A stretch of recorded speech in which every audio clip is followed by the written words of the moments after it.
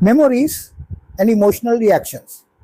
We all know that a person can become angry, frightened, or unhappy simply by recalling an unpleasant incident from this life. The original incident may have happened many years ago, yet recalling it can recreate mental pain in the present moment, and that mental pain can produce an emotional response.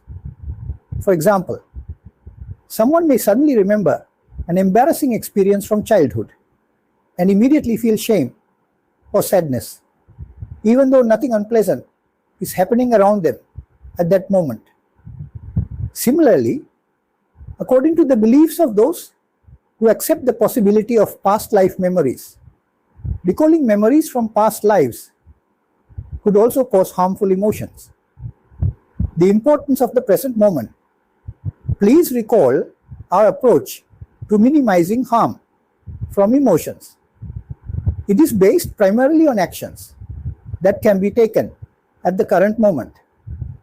Therefore, in general, we do not attempt to analyze all the details related to the past event.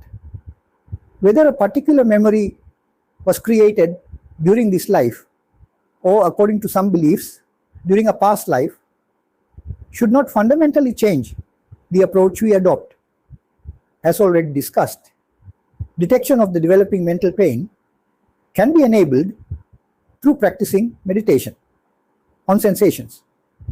However, so far, we have mainly discussed the action that should be taken to minimize the possibility of generating an emotion driven by mental pain. Let us now consider what we can do when the mental pain has already begun. Shifting attention. When we shift our attention from physical pain to the location of the body where the pain is experienced, the intensity of the physical pain may decline. A previous experience of a pleasant feeling achieved through meditation on the body may also help us achieve this objective. Similarly, if we can shift our mind toward a more pleasant experience, that may help us reduce mental pain. This is a very simple principle that can be observed in ordinary life. When someone is upset and then becomes deeply involved in an enjoyable activity, the unpleasant mental state may gradually weaken. The same principle can be deliberately used when dealing with certain forms of mental pain. Can a pleasant emotion replace a negative one? What would happen if we deliberately shifted our mind toward a past experience associated with a pleasant emotion? If two emotions cannot coexist at exactly the same moment, then most probably the negative emotion will not appear while the pleasant emotional state is being maintained. For example, remembering a moment of genuine happiness, gratitude, affection, or deep appreciation may occupy the mind in such a way that the previous negative emotional process loses its strength. The objective is not necessarily to investigate why the negative emotion appeared.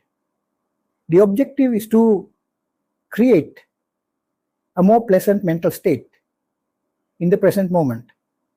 Why patience may not be enough? Unlike most physical pains, many mental pains do not sustain themselves independently because a mental process is required to generate them.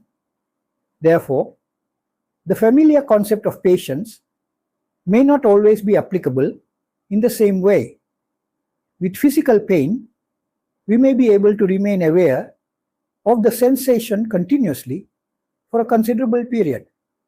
But mental pain may depend upon an ongoing thought process, memory, interpretation, or mental activity.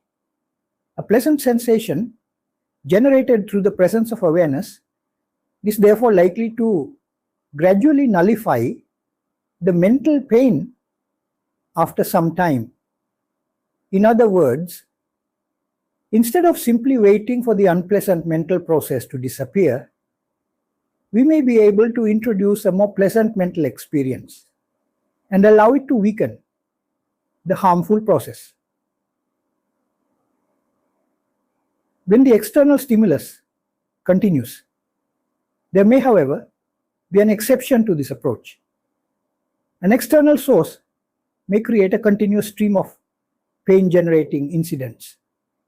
If the external stimulus is sufficiently powerful, it could continue to generate painful sensations despite our attempt to maintain awareness. For example, a person may be continuously exposed to criticism, threatening communication, conflict, or another disturbing situation. In such circumstances, simply trying to maintain a pleasant mental state may become difficult. This is a different situation from a mental pain that arises and disappears by itself. Maintaining a pleasant mental state. To face such a situation, a person who is familiar with meditation techniques involving what is understood as mind-to-mind communication may attempt to establish a connection with another powerful source in order to sustain the pleasant mental state, while ignoring the probable negative thought processes that attempt to break into it.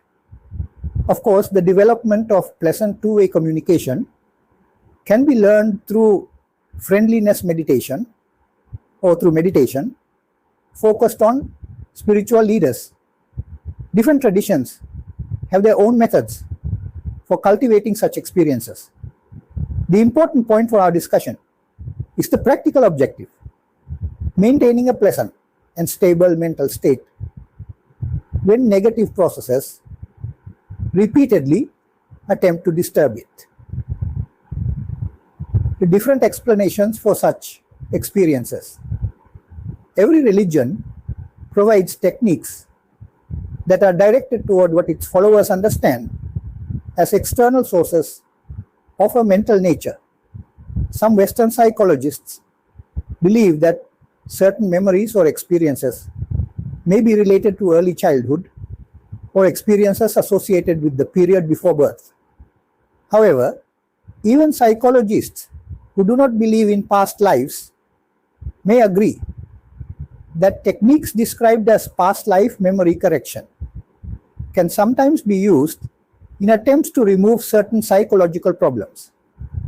Similarly, some group activities, which can also be explained by some people through the concept of mind-to-mind communication, are recommended by psychologists to improve conditions associated with certain mental problems.